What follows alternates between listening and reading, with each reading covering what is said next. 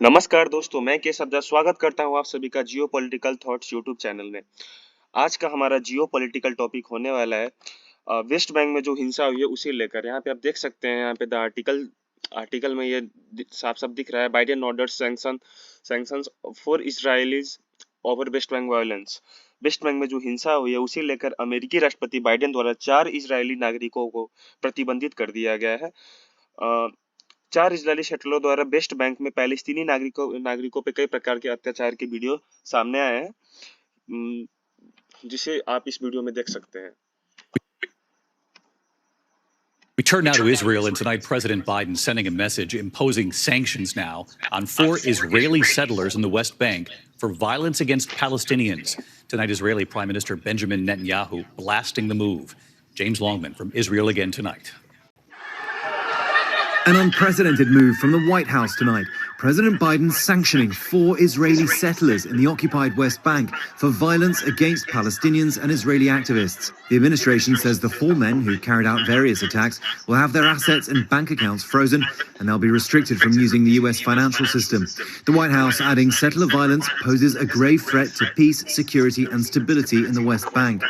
Today's order comes amid growing criticism facing Biden for his support. Guys, video ये काफी लंबा है और अगर मैं दिखाऊंगा तो मेरा भी वीडियो काफी लंबा हो जाएगा। चलिए आगे जानते हैं हुआ क्या है।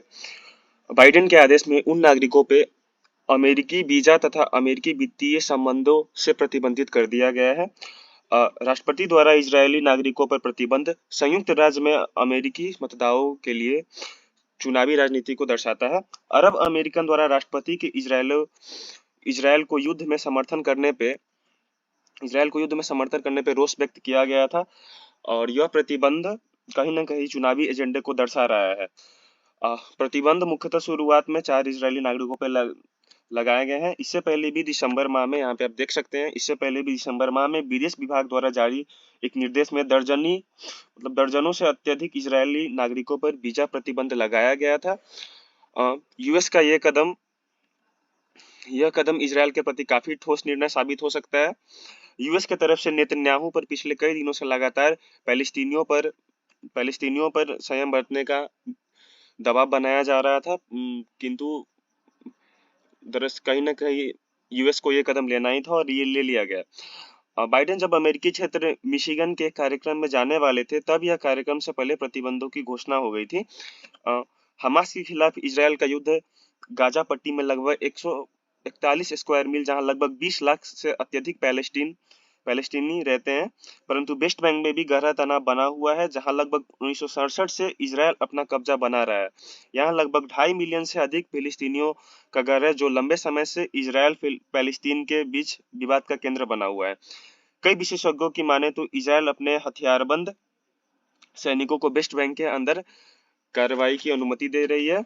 संयुक्त राष्ट्र के एक रिपोर्ट में, यहाँ पे आप देख सकते हैं, कहा गया है, संयुक्त राष्ट्र की रिपोर्ट में ये भी इस आर्टिकल में ही छपा था। संयुक्त राष्ट्र की रिपोर्ट में कहा गया है 1 अक्टूबर को गाजा से हमास द्वारा इजरायल हमले में लगभग 1200 से अत्यधिक इजरायली नागरिकों की मौत हुई। इसके बाद इजरायली नागरिकों के द्वारा वेस्ट बैंक में लगभग 7 से 8 नागरिकों की हत्या कर दी गई थी।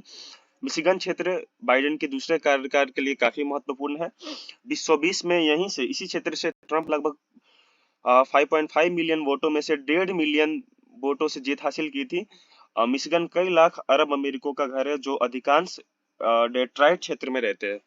2020 में बाइडेन के लिए बड़े अंतर से मतदान किया गया था इस क्षेत्र में, और इसलिए कहीं न कहीं मिशिगन क्षेत्र को लुभाने के लिए राष्ट्रपति बाइडेन द्वारा इस तरह का निर्णय लिया गया है।